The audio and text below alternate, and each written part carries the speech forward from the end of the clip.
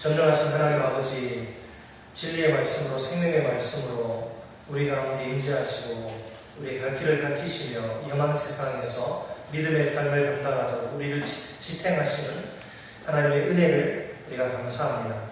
이 시간에도 동일한 은혜가 필요하여 주 앞에 나와싸우니 주님, 우리의 마음밭을 기경하여 주시고 길가와 같은 마음밭, 돌짝밭과 같은 마음밭, 가시떨기와 같은 마음밭 얻게 하시고 옥토와 같은 마음밭으로 아멘으로 화답하며 꿀보다, 송이꿀보다 더한 주의 말씀을 영혼 깊이 새기는 복된 은혜가 부어지게 주옵소서. 우리 하늘제자교회 강단에서 특별히 생수의 샘이 터지고 생명수가 폭포수가 같이 넘치게 하시고 이 물에 접촉되는 자마다 생명과 구원을 얻게 하시고 치유와 회복을 맛보게 하시고 변화와 성장을 경험할 수 있도록 도와 주옵소서. 예수님의 이름으로 기도드립니다. 아멘. 미국 시장으로 지난 7월 6일에 발생한 아시아나 여객기 사고를 기억하시지요?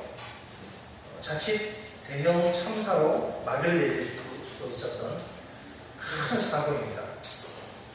언론사를 통해 보도된 사고 현장 사진을 보면 처참하기 짝이 없습니다.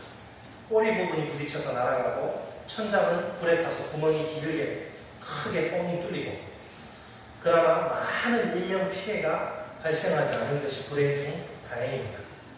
우리는 여기서 승무원들의 신속한 대피 활동에 주목해야 합니다.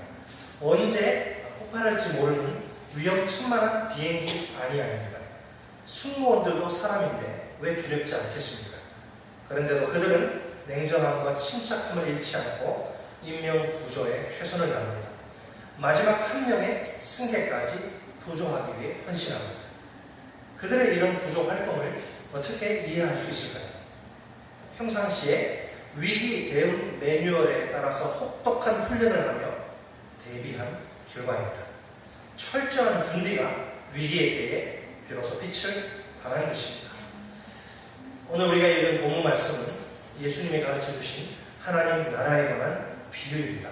이 말씀은 아주 유명한 열 처녀의 비유입니다. 예수님은 이 비유를 통해 하나님의 나라에 들어갈 자의 준비에 관해서 가르쳐 주십니다. 본문에는 누가 등장합니까? 미련 곰탱이 같은 5 처녀와 슬기로운 5 처녀가 등장합니다. 그런데 열 처녀를 미련한 5 처녀와 또 슬기로운 5 처녀로 구별하실 분은 예수님입니다. 왜 누구는 똑같은 처녀인데 똑같이 남편은 없는 것 마찬가지인데 왜 누구는 미련하다는 소리를 듣고 또 누구는 슬기 있다는 말을 듣습니까? 이런 차이를 가져온 원인은 도대체 무엇입니까? 그 원인은 그들의 준비성입니다. 하나님 나라에 들어가기 위해서는 철저한 준비가 필요합니다. 옛날 유대인들의 결혼은 일주일씩 그 축제가 계속됩니다. 결혼식은 대낮에 하는 게 아니라 보통 저녁이나 한밤중에 거행됩니다. 신랑은 자기의 친구들과 함께 어울려서 오랜 시간을 즐깁니다. 그러다가 이제 한밤중쯤 되어서 신부의 집으로 행진을 합니다. 한편 신부는 뭐하고 있느냐? 자기 친구들과 함께 언제 도착할지 모르는 신랑을 기다리게 됩니다. 마침내 이제 신랑이 도착하게 되면 신부는 자기 친구들이 들러리들과 함께 나가서 신랑을 영접합니다. 그리고 등불을 켜고 이제 신랑을 따라 신랑의 집으로 떠납니다. 자, 그러나 오늘 본문의 경우처럼 신랑의 행차가 의외로 지연되는 경우가 종종 있습니다. 밤은 점점 깊어만 가고 하늘에는 하나 둘 별이 돋기 시작하고, 자, 그런데 신랑이 오지 않습니다. 그러면 이제 악성 소문이 번지기 시작합니다. 강정맞은 신부의 이빨은 그 신부의 들러리 중 한 사람이 야, 너 바람 맞은 거 아니냐? 중간에 내가 생모했다. 이런 방정을 떨어요. 또 한 사람은 신부에게 오늘 밤은 아무래도 신랑이 안 올 것 같으니까 그냥 잠이나 자는 게 좋겠다. 이렇게 말합니다.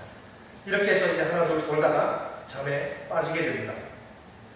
자, 본문의 경우에는 10명의 처녀가 전부 다 졸음을 이기지 못하고 잠에 떨어집니다. 그런데 한밤중에 밤에 고요함을 깨뜨리는 시끄러운 소리가 울려 퍼집니다. 보라, 신랑이 오다. 기름을 예비한 슬기로운 5 처녀는 잔치집에 들어가죠. 하지만 기름을 예비하지 못한 미련한 5처녀는 뒤늦게 시장에 갑니다. 부랴부랴 기름을 사가지고 기름병에 채워서 잔치집에 도착합니다. 그러나 이미 잔치집의 문은 굳게 닫힌 후입니다. 슬프게 울면서 문을 두드리는 그들에게 닫힌 문에서 들려오는 신랑의 목소리가 있습니다. 내가 당신들을 도무지 알지 못합니다. 자, 오늘 본문은 우리에게 3가지 중요한 진리를 교훈하시는데요. 우리 같이 한번 따라서 첫째로 형식이 내용을 대신할 수 없다. 형식이 내용을 대신할 수 없다. 미련한 5처녀도 이제 슬기로운 5처녀와 마찬가지로 결혼잔치 함께 초대받습니다. 그들은 똑같이 기쁘게 이 초대에 응합니다. 미련한 5처녀와 슬기로운 5처녀가 함께 신랑을 기다립니다. 그죠? 그런데 신랑이 생각처럼 빨리 오지 않습니다. 그래서 미련한 5처녀나 슬기로운 5처녀 할 거 없이 똑같이 꾸벅꾸벅 졸다가 잠에 빠지고 맙니다. 또한 미련한 5처녀도 슬기로운 5처녀와 마찬가지로 뭘 지금 갖고 있어요? 등을 가지고 있어요. 똑같이 등이 있어요. 자, 그러니까 미련한 5처녀와 슬기로운 5처녀를 둘러싸고 있는 상황을 한번 보십시오. 자, 겉으로 드러나는 삶의 모습은 별다른 것이 하나도 없습니다. 그죠? 그러면 미련한 5처녀와 슬기로운 5처녀의 차이점이 무엇입니까? 뭐가 달라요? 그들은 무엇이 다릅니까? 자, 기름을 준비했느냐 아니면 준비하지 못했느냐 하는 것이죠. 여러분, 오늘도 교회에 나오는 많은 사람들이 착각하고 있습니다. 그 착각은 자기에게 형식이 있기 때문에 그 형식 안에 내용도 있을 것이라는 생각입니다. 형식은 무엇입니까? 기름을 담을 수 있는 등이죠. 그죠? 결혼식에 초대받은 것입니다. 결혼식에 이제 참석하는 것입니다. 사실 우리는 내용에 대해서는, 신앙의 내용에 대해서는 별로 깊이 고민하지 않습니다. 그러면서도 신앙생활을 계속해 나갑니다. 나는 매주일 교회에 출석하죠. 예배에도 참석합니다. 또 찬송을 부르고요, 기도도 드리고 헌금도 바칩니다. 자, 이런 형식을 갖추고 있기 때문에 나도 신앙이 있는 하나님의 자녀라고 생각합니다. 그러나 형식이 있기 때문에 그 형식이 자동적으로 내용까지 보장하는 것은 결코 아닙니다. 물론 형식 그 자체가 잘못된 것은 아니죠. 그죠? 내용이 없는 형식이 문제라는 말입니다. 주님이 다시 오시는 그날에는 내용 없는 형식이 설 자리가 없다는 거예요. 이 사실을 꼭 기억하시기 바랍니다. 중요한 것은 신앙의 내용입니다. 형식은 기본이고, 그건 기본으로 전제하고 형식의 신앙의 내용이 있어야 됩니다. 자, 구약시대 이스라엘 백성들의 모습이 지금 이 미련한 5처녀와 같지 않습니까? 하나님을 경외하고 섬기고 사랑한다고 늘 윗바람처럼 주문처럼 말하던 그들의 삶의 모습은 어떤가요? 처음에는 하나님을 진심으로 사랑하는 모습으로 시작한 삶입니다. 그러나 시간이 흐르고 세월이 지나면서 그들이 변질되고 그들의 삶이 타락하기 시작합니다. 자, 그러니까 하나님을 경외하고 섬기는 그 신앙생활에서 내용이 사라지고 형식만 자리를 차지하게 된 것입니다. 이렇게 타락한 하나님의 백성들을 향해서 피 끓는 심정으로 하나님의 말씀을 증거한 선지자들이 있어요. 자, 오늘 우리 본문은 책갈피에 놓으시고 이사야 1장을 보시겠습니다. 이사야 1장 11절로 13절 말씀. 구약성경 968쪽입니다. 구약성경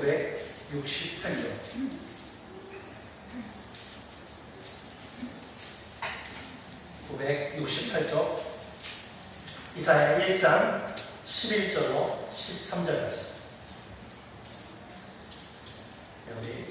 우리 968쪽 이사야 1장 11절로 13절 같이 한 목소리 읽겠습니다. 시작. 여호와께서 말씀하시되 너희의 무수한 재물이 내게 무엇이 유익하뇨? 나는 순양의 번제와 살진 짐승의 기름에 배불렀고 나는 수송아지나 어린 양이나 수정수의 피를 기뻐하지 아니하노라. 너희가 내 앞에 모이러오니 이것을 누가 너희에게 요구하였느냐? 내 마라톤 밟을 뿐이니라.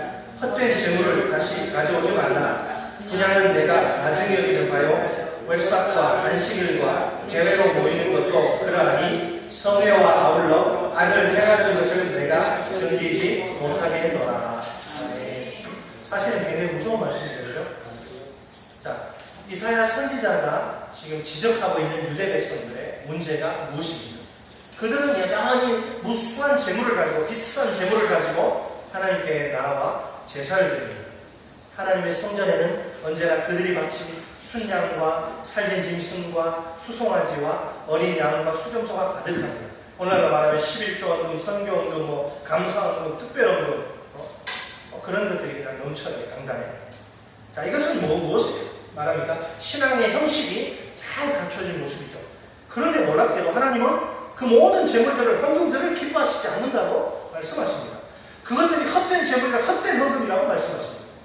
그런 헛된 재물들을, 헛된 헌금들을 더 이상 가져오지 말라고 명령하십니다. 뿐만 아니라 하나님은 그들이 하나님께 드리는 모든 제사를, 모든 예배를 가진 역겹게 토하고 싶다고 그렇게 여기십니다. 자, 왜 하나님이 유대 백성들의 아름다운 신앙의 형식을 물리치십니까? 그 이유는 그들의 신앙에 뭐가 없기 때문에 내용이 없기 때문입니다. 자, 그들은 한 손으로는 하나님께 제사를 드리면서도 다른 한 손으로는 열심히 하나님이 미워하시는 악을 행하고 있어요. 그리고 마음에 양심에 갇힌 게 없습니다. 이것이 바로 그들의 신앙에 내용이 없다는 결정적인 증거입니다. 쉽게 말해서 겉으로는 열심히 하나님을 경외하고 섬기는 것처럼 흉내를 내지만 속으로는 그런 형식과는 정반대가 되는 악한 생활을 하고 있는 것입니다.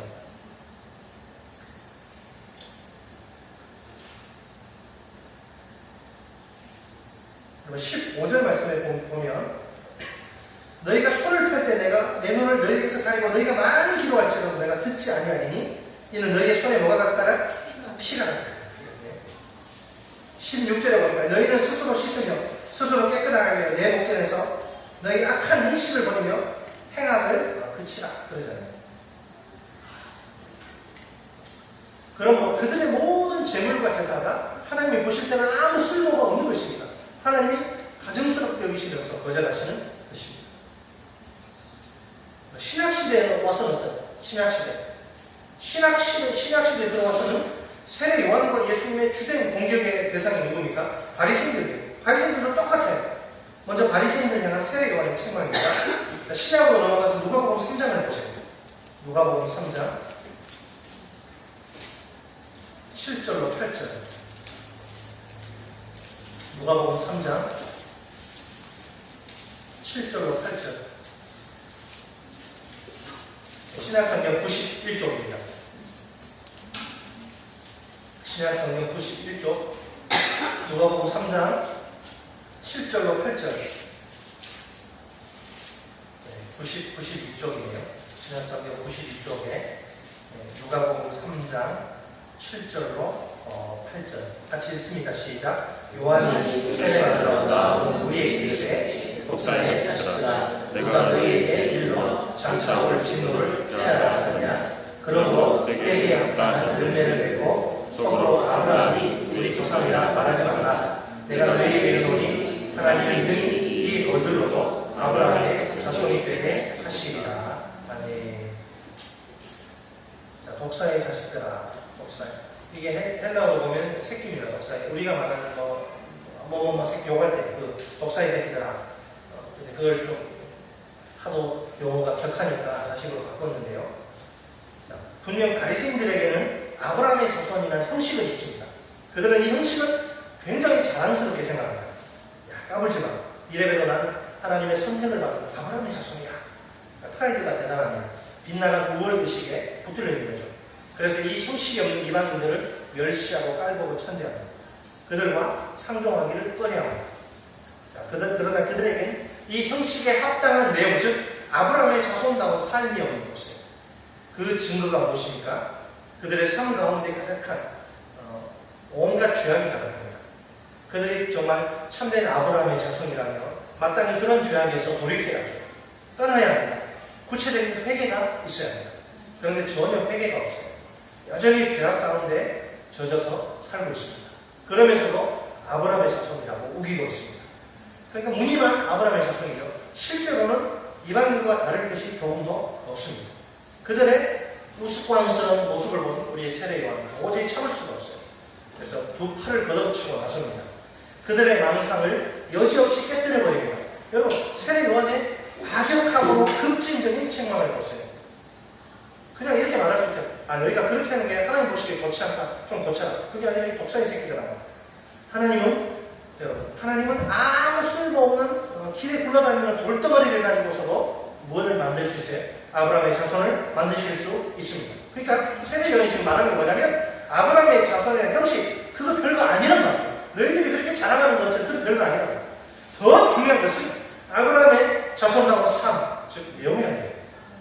아브라함의 자손이라면 마땅히 그 증거를 보여야 합니다. 회개에 합당한 열매를 맺어야 합니다. 자, 세례 요한만 바리새인들을 공격했습니까? 예수님도 마찬가지예요. 예수님도 비슷한 공격을 하십니다. 누가복음 11장 39절 보세요. 누가복음 11장 39절.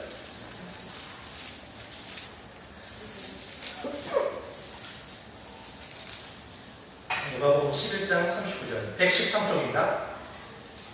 11장 39절 우리 같이 읽겠습니다. 113쪽 신약성경 113쪽에 누가복음 11장 39절 시작. 주께서 이르시되 너희 바리새인은 지금 잔과 대접에 겉은 깨끗이 하나 너희 속에는 탐욕과 악독이 가득하도다.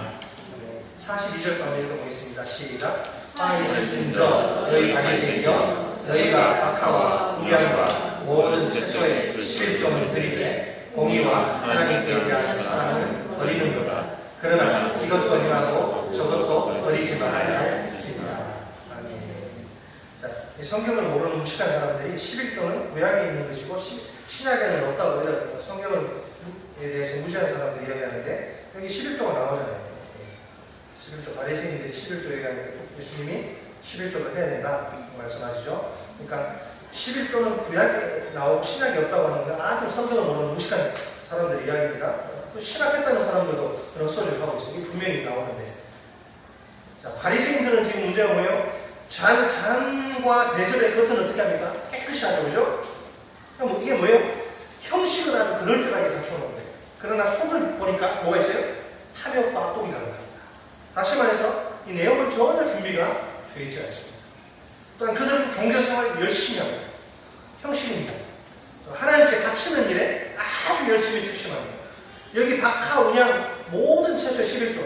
그냥 소득의 11조가 아니라 그냥 곡식 같은 거. 박하, 운양, 채소의 11조까지도 다 바치는 거예요. 있는 11조, 없는 11조 다 바치는 거예요. 그러나 뭘 버립니까?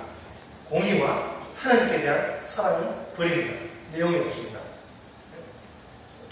말하자면 기독교 사파로 가면 노동자들 고용해서 노동자를 열심히 일하는데 월급도 제때 안 주고 막 떼먹고 이런 짓 하는 거예요. 공의 집합부를. 그러니 예수님께 살벌한 욕을 먹어도 싼 거예요. 아무 할 말이 없습니다. 자, 오늘날 왜 교회가 손가락질 당하고 왜 하나님이 욕을 먹고 있습니까? 예수 안 믿는 사람들 때문에, 아니 예수 믿는 사람들 때문에 교회가 욕을 먹는 거예요. 하나님이 욕을 먹고 하나님의 영광이 짓밟힙니다. 예수 믿는 것들이 저렇죠. 자, 왜 오늘 이 본문하고 관련돼서 생각해보세요. 뭐가 형식은 이제 내용이 빠져요. 교회는 다니고 있지만 살아계신 하나님을 만나지 못하는 사람들이 생각보다 많습니다. 교회에서 그저 건강 감자나 듣고 교회에서 뭐 하는 짓들이에요? 교회는 하나님 만나는 곳인데 쓸데없는 짓들하고 그러니까 성도들이 하나님을 만나죠. 교회 와도 복음을 못 듣고 그래서 다 잘 될 겁니다. 다 그냥 축복만 이야기하고 평안만 이야기하고 속은 썩어 문드러지고 있는데도 누구 하나님입니까? 교회 떨어질까봐 헌금 줄까봐. 여러분 교회는 다니고 있지만 살아계신 하나님을 만나지 못하는 사람들이 생각보다 많습니다. 그들의 인격 속에 예수님을 닮아가는 모습을 찾아볼 수 없어요. 예수님 믿기 전이나 지금이나 생활이 변화되지 못합니다.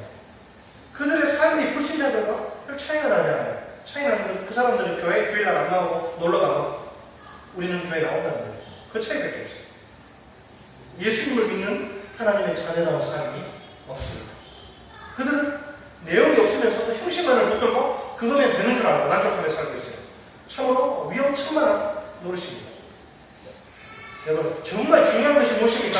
지금 내가 살아계신 하나님을 만나고 있느냐 하는 것입니다. 지금 이 순간 내가 말씀과 기도를 통해 하나님을 만남으로써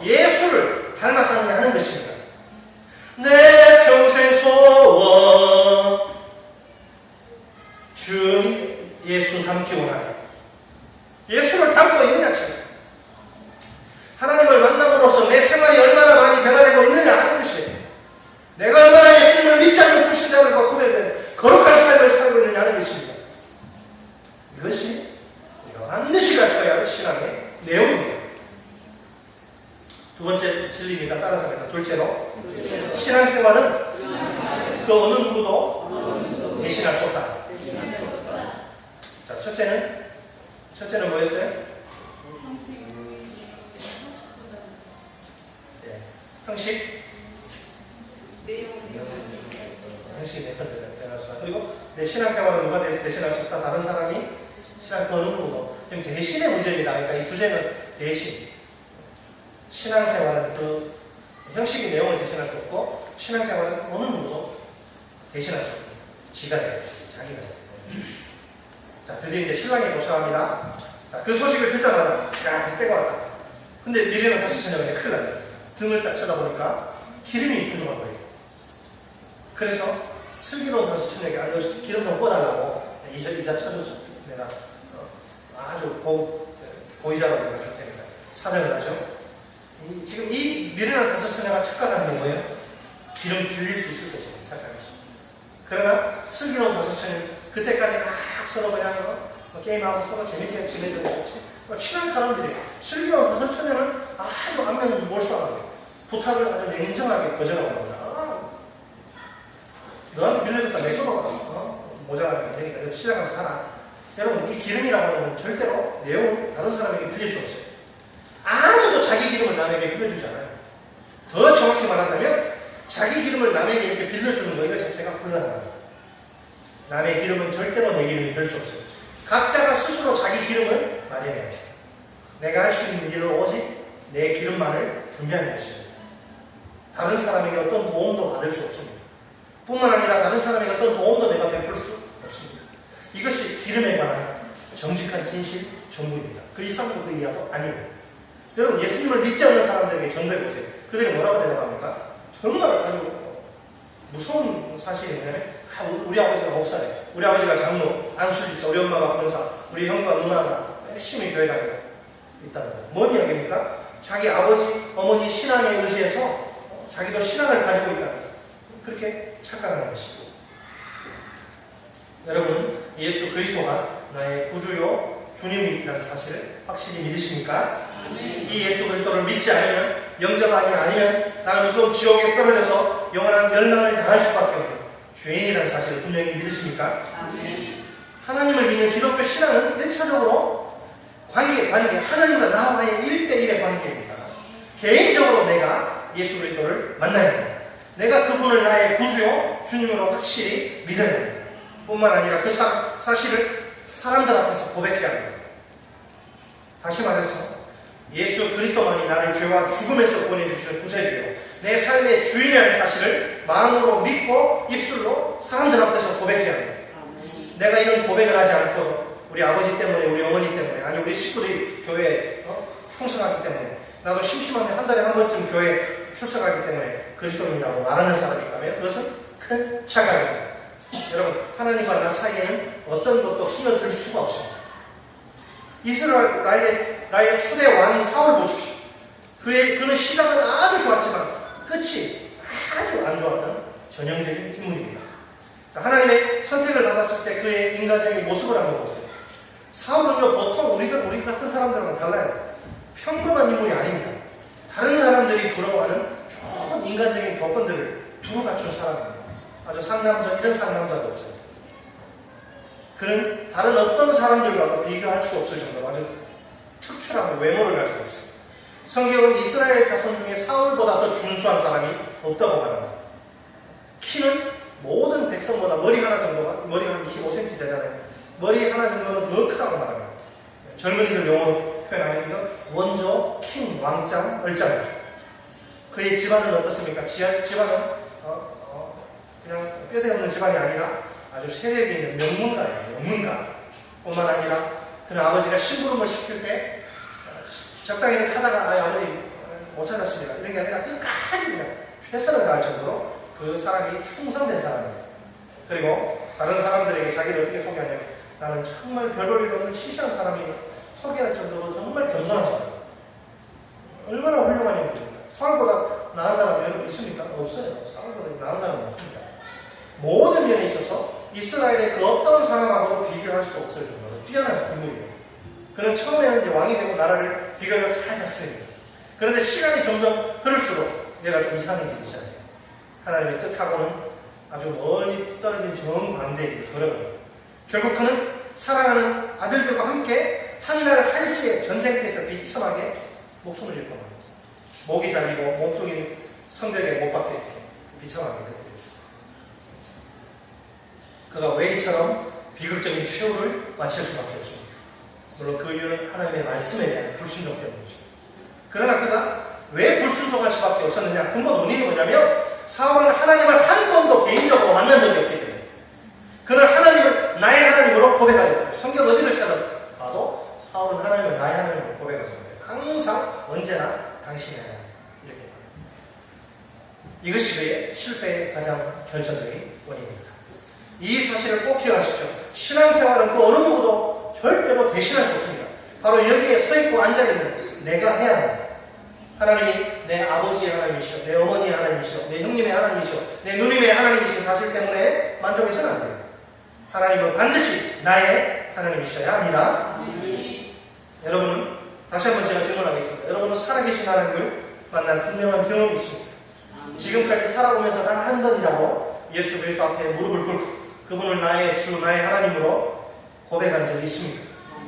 만약 그런 경험이 단 한 번도 없었다면 빠른 시일 내에 꼭 살아계신 하나님을 만나시기 바랍니다. 지금부터 하나님 만나기를 간절히 사모하면서 기도하십시오. 하나님이 만나 주실 겁니다. 자, 세 번째로 따라합니다. 셋째로 기회는 있을 때 붙잡아야 한다. 자, 세 가지 주제하면서 다시요. 처음에는 무엇이 무엇을 대신할 수 없다. 형식이 내용을 대신할 수 없다. 두 번째, 신앙생활은 어느 누구도 대신할 수 없다. 세 번째, 기회라고 하는 찬스는 있을 때 붙잡아야 합니다.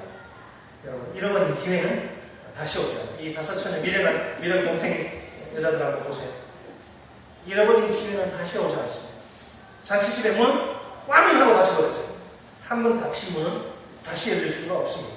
물론 여러분, 신랑이 오기 전에는 미련한 다섯 처녀에게도 기름을 살 수 있는 기회가 얼마든지 있었어요. 그죠?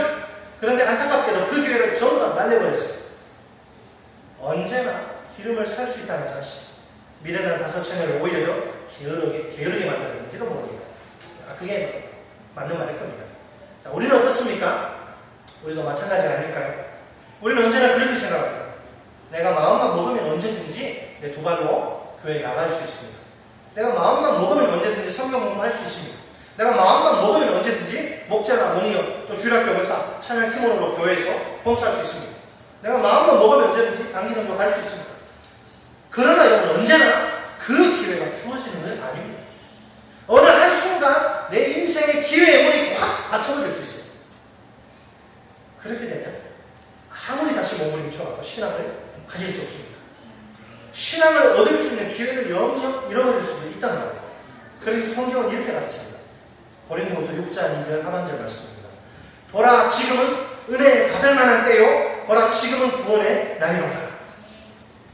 여러분, 누가복음 16장에 등장하는 한 부자와 거지 나사로의 이야기를 기억하십니다.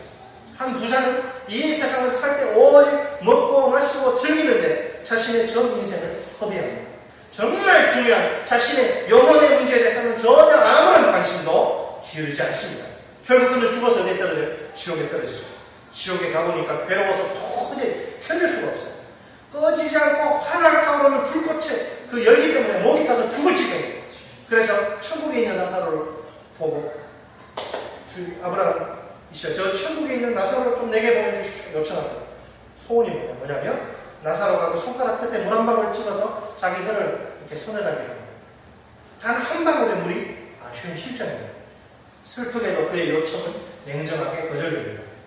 분명 그는 살아있을 때에 자기 영혼 문제에 얼마든지 관심을 가질 수 있었어요. 하나님을 믿을 기회가 있었습니다. 그러나 그는 불행하다. 그 모든 기회를 다 날려버리고 말았어요. 이제는 아무리 땅을 치고 후회도 소용이 없습니다. 그는 영원토록 꺼지지 않고 무섭게 타오르는 불꽃 속에서 죽지도 못하고 지옥에서는 자살도 못합니다. 그 모든 고통을 당해야만 하는 가장 비참하고 불행한 신세가 되고 말았습니다. 분명 지금은 우리에게 예수님을 영접할 수 있는 기회가 있습니다. 여러분 감사하십시오. 지금은 우리 자녀들도 예수님 영접할 수 있는 기회가 있어요. 지금은 살아계신 하나님을 누구든지 만날 수 있는 기회가 있습니다. 지금은 주일이나 목장 예배 시간에 목사 입을 통해 증거되는 살아계신 하나님의 생명의 말씀을 들을 수 있는 기회가 있습니다. 지금은 내 믿음이 성장할 수 있는 기회가 있습니다. 지금은 저와 복음을 위해, 하나님의 나라와 의를 위해, 하나님의 영광을 위해 헌신할 수 있는 기회가 있습니다.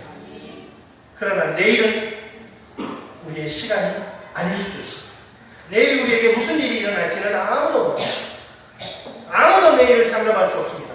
기회의 문이 닫힐 수도 있다는 겁니다. 야고보 사도가 뭐라고 이야기하지 않습니까? 야고보서 4장 13절로 14절 말씀, 제가 좋아하는 말씀인데요. 들으라, 너희 중에 말하기를 오늘이나 내일이나 우리가 어떤 도시에 가서 거기서 1년을 머물며 장사하여 이 일을 보리라 하는 자들아, 내일 일을 너희가 알지 못하는도다. 너희 생명이 무엇이냐? 너희는 잠깐 보이다가 없어지는 안개니라. 따라서 합니다. 너희는 잠깐 보이다가 없어지는 안개입니다. 키 큰 안개, 키 작은 안개, 뚱뚱한 안개, 꼴쭉한 안개, 가방 큰 긴 안개, 가방 큰 짧은 안개. 사람들은 누구나 이처럼 여러 가지 자기 인생의 계획을 막 자랑합니다. 그 계획을 통해서 뜻하는 바를 성취할 수 있을 것이라고 확신합니다. 자, 우리는 젊은 사람들이 많으니까 21세기 청춘 버전으로 적용해 볼까요? 자, A 양이 자기 여름 계획을 이렇게 얘기합니다. 나는 올 여름 방학 때 유럽으로 어학 연수를 떠날 예정입니다. 글로벌 시대에 살아남을 수 있는 최소한의 조건은 확실한 어학 실력이라고 생각합니다. 졸업하기 전에 철저히 준비해야지. 중국 단기 선교 참가는 곤란할 것 같습니다. 제발 갈 때와 같이 마음 약한 나를 흔들지 마세요. 비군의 계획, 비군은 또 뭐라고 하는데 남자입니다. 나는 지금 직장을 옮기는 문제를 직장에서 내가 좀 점프하려고 하는데 심각하게 고려하는 중입니다. 몸값을 올려놓아야 되는데 뭔가 대책이 필요합니다. 그래서 이제부터 새벽 시간을 이용해서 영어 배워 학원에 다녀야 할 것 같습니다. 앞으로는 정말 시간 내기가 힘들어질 것 같군요. 그러니 교회 일로 내게 부담을 주지 않았으면 좋겠습니다. 간곡히 부탁드리는데 내게 부담스러운 요구하지 말아주세요. 주일날 예배만 참석하겠습니다. 목장 모임 노입니다. 당연히 상공부 노입니다. 그러나 A양이나 B군은 내일은 일을 안 합니다.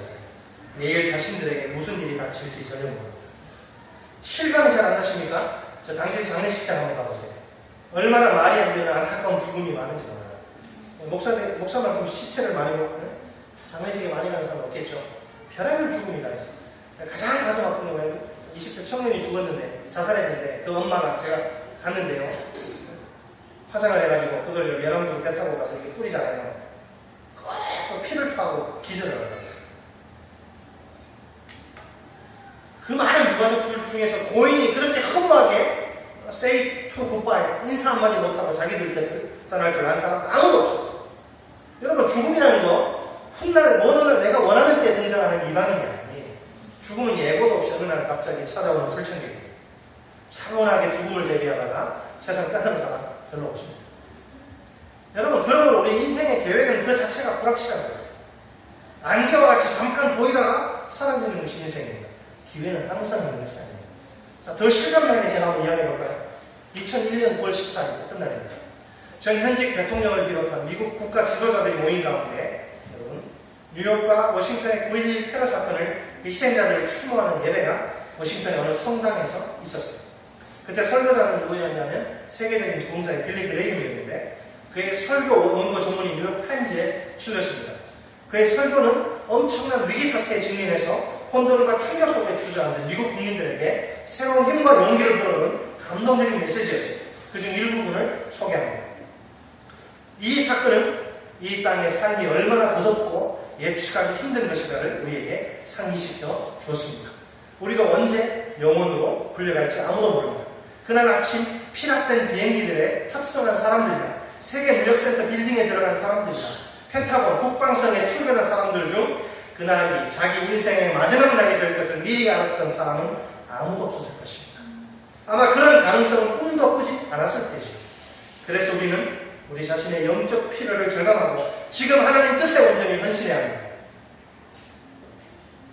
아직까지 내게 기회가 있음을 감사하시기 바랍니다. 기회를 붙든 일에 놓치는 우리 손에 달려있습니다. 분명히 기억하십시오. 한번 잃어버린 기회는 절대로 다시 돌아오지 않습니다. 그때는 땅을 치며 울고불고 난리 브루스를 쳐도 소용이 없습니다. 모든 것이 끝입니다. 기회가 있을 때 그 기회를 확실히 붙잡아야 합니다. 그래야 나중에 후회하지 않습니다. 세 가지 핵심 진리를 기억하시기 바랍니다. 저를 따라 함께 외쳐보실까요? 첫째로, 형식이 내용을 대신할 수는 없다. 중요한 것은 신앙의 내용입니다. 내가 매일 성경 읽고 기도함으로써 살아계신 하나님을 만나는 일이 가장 중요합니다. 내가 살아계신 하나님을 만남으로써 예수님 닮아가고 하나님의 자녀답게 변화되는 것이 무엇보다 중요합니다. 매일 성경을 읽고 기도하십시오. 살아계신 하나님을 만나십시오. 둘째로, 따라서 합니다. 둘째로, 신앙생활은 어느 누구도 대신할 수 없다. 내가 신앙생활을 해야 합니다. 내가 예수 그리스도를 나의 구주요 주님으로 믿고 영접해야 합니다.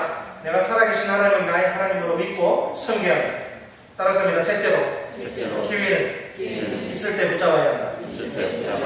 지금 예수님을 영접할 수 있고 지금 하나님 만날 기회가 있을 때 기회를 붙잡아야 합니다. 지금 바로 이 순간 예수님을 구세주로 영접해야 합니다. 지금 바로 이 순간 살아계신 하나님을 만나야 합니다. 기도하시겠습니다. 오늘 말씀을 생각하면서 우리 하나님 앞에 통성으로 기도하시겠습니다. 오늘 세 가지 진리를 따라 우리가 기도했으면 좋겠습니다. 첫째로, 형식이 내용을 대신할 수 없습니다. 여러분의 신앙생활 속에 내용이 있습니까? 형식은 있어요. 내용이 있습니까? 정말 내가 하나님을 뜨겁게 만나고 있습니까? 내가 예수님 닮아가고 있습니까? 내가 하나님의 뜻대로 순종하고 있습니까? 하나님, 내가 하나님 만나기 원합니다. 매일매일 말씀과 기도를 통해 하나님 만나기 원합니다. 내가 예수님 닮아가기 원합니다. 하나님의 자녀롭게 변화되기 원합니다. 말씀대로 순종하는 삶을 살기 원합니다. 형식이 뿐만 아니라 내용을 갖춰서 하나님 앞에 부끄러움 당하지 않게 해주십시오. 우리의 신앙의 내용을 위해서 기도하겠습니다. 기도합니다. 살아계신 하나님 아버지, 감사합니다. 오늘 이 시간 연약하고 부족한 저희들을 말씀의 자리로 불러주시고 또 열천의 비유의 말씀을 통해서 중요한 세 가지 진리를 우리에게 교훈하시니 감사합니다. 주님, 형식이 내용을 대신할 수 없음을 아버지 이 비유의 말씀을 통해 우리에게 깨우쳐 주시니 감사합니다. 아버지, 아무리 등을 준비하여도 등 속에 정작 중요한 기름을 준비하지 못하면 하나님 자칫날에 아버지 신앙으로부터 거절당할 수밖에 없음을 우리가 보게 됩니다. 아버지, 오늘날 많은 사람들이 형식을 가지고 자기 신앙이 대단한 것처럼 이야기합니다. 내가 교회에 나오고 가끔은 성경도 읽고 가끔은 기도하고 또 헌금도 드리기 때문에 나는 문제없는 것처럼 생각하지만 정말 중요한 것은 아버지 신앙의 내용입니다. 형식은 기본이고 형식은 너무나 당연한 것이고 그 형식 안에 내용이 담기기를 우리 주님이 말씀하고 있습니다.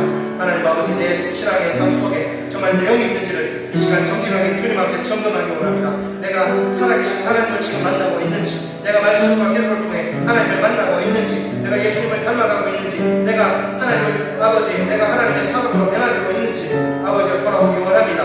아버지, 형식이 있지만 내용이 없다면 내 신앙은 굉장히 위험합니다. 하나님 아버지, 내가 정신을 차리게 하시고 아버지가 신앙의 내용을 갖추기 위해 주님 앞에 아버지 머무르치며 기도하는 우리 모두가 될 수 있도록 도와주옵소서. 아버지, 신앙의 형식과 내용을 주님 앞에 올려드릴 수 있도록 도와주옵소서. 둘째로 기도합니다. 신앙생활은 누구도 대신할 수 없습니다. 내 아버지가, 내 어머니가 신앙생활을 잘하기 때문에 내가 하나님 앞에 설 수 있는 것이 아닙니다. 내가 예수님을 구주로 주님으로 믿고 영접해야 되고 내가 살아계신 하나님을 나의 하나님으로 믿고 섬겨야 합니다. 이 시간 하나님, 내가 신앙생활 하기 원합니다. 내가 하기 원합니다. 우리 두 번째 진리로 기도합니다. 전능하신 하나님 아버지여, 미련한 다섯 처녀는 기름을 빌릴 수 있을 것이라 생각했습니다. 슬기로운 다섯 처녀에게 기름을 빌릴 수 있을 것이라 생각했습니다. 그러나 그것은 엄청난 착각이었습니다. 하나님 아버지, 기름은 아무도 빌려주지 않습니다. 빌려줄 수도 없고 빌릴 수도 없습니다. 기름은 내가 준비해야 합니다. 신앙의 내용은 내가 준비해야 합니다. 내가 아버지 신앙생활을 해야 합니다. 신앙생활은 어느 누구도 나를 대신할 수가 없습니다. 신앙이라고 하는 것은 하나님과 나와 1대1의 관계입니다. 하나님과 나 사이에는 아무도 끼어들 수가 없습니다. 아버지도 어머니도 내 형제도 자매도 내 자식도 아버지가 끼어들 수가 없습니다. 내가 신앙생활을 해야 합니다. 내가 하나님 앞에서 바른 신앙생활을 해야 합니다. 내가 예수님을 구주와 주님으로 영접해야 합니다. 내가 하나님을 섬겨야 합니다. 내가 하나님께 헌신해야 합니다. 내가 하나님께 충성해야 합니다. 이 시간 우리의 신앙생활을 조용히 하나님 앞에 점검해 볼 수 있도록 도와주옵소서. 아버지와 다른 사람 하는 것으로 내가 만족하는 것이 아니라 내가 신앙생활을 할 수 있도록 주님 은혜 베풀어 주옵소서. 마지막으로 기도합니다. 기회는 있을 때 붙잡아야 합니다. 여러분, 우리가 하나님 예수님 영접할 수 있고 하나님 섬길 수 있고 헌신할 수 있고 충성할 수 있는 기회가 있을 때 붙잡아야 합니다. 내일은 내 날이 아닌지 모릅니다. 이 시간 내가 얼마나 기회를, 하나님 내게 주신 기회를 내가 선용하고 있는지 주님, 내가 주님이 내게 허락하신 기회에 하나님 만날 수 있고 예수님 닮아갈 수 있고 하나님의 자녀들께 변화될 수 있는 기회를 내가 허비하지 않도록 그 기회를 잘 내가 선용할 수 있도록 도와달라고 이 시간 기도합니다. 살아계신 하나님 아버지, 우리에게 아직 기회가 있음을 감사합니다. 지금은 우리가 하나님을 만날 수 있습니다. 지금은 예수님을 닮아갈 수 있습니다. 지금은 하나님의 자녀에게 변화될 기회가 있습니다. 지금은 헌신할 수 있습니다. 지금은 충성할 수 있습니다. 그러나 언젠가 기회의 문이 닫힐 때가 올 것입니다. 주님, 기회가 항상 내게 있는 것이 아닙니다. 주님, 내게 기회 주실 때 내가 그 기회를 잘 활용해야 합니다. 이 시간 우리 자신의 모습을 아버지가 돌아보기 원합니다. 하나님이 내게 주신 기회를 내가 얼마나 잘 선용하고 있는지, 주님, 내가 내 삶에 바꾸고 분주해서 이런 영적인 기회를 아버지의 소홀히 하고 정말 무시하고 있지 않는지 돌아보기 원합니다. 하나님 아버지, 우리가 주님 앞에 설 때에 형식만 들고서는 설 수가 없습니다. 내용이 반드시 있어야 되는데 하나님 아버지, 우리가 주님 앞에 부끄러움 당하지 않도록 아버지 슬기로운 다섯 처녀처럼 천국 잔치에 들어가면 우리가 될 수 있도록 도와주옵소서. 살아계신 하나님 아버지, 우리가 오늘 열천의 비유를 통해서 우리에게 교훈하신 세 가지 진리를 붙들게 도와주옵소서. 형식의 내용을 대신할 수 없으니까 우리가 형식 안에 하나님을 믿고 섬기는 우리 신앙의 삶의 내용을 채워나갈 수 있도록 도와주옵소서. 신앙생활은 또 어느 누구도 대신할 수 없기에 내가 열심으로 신앙생활을 할 수 있도록 도와주옵소서. 기회는 있을 때 붙잡아야 하기 때문에 주님, 내게 주신 기회를 잘 선용할 수 있도록 도와주옵소서. 예수님의 이름으로 기도드립니다. 아멘. 우리 찬송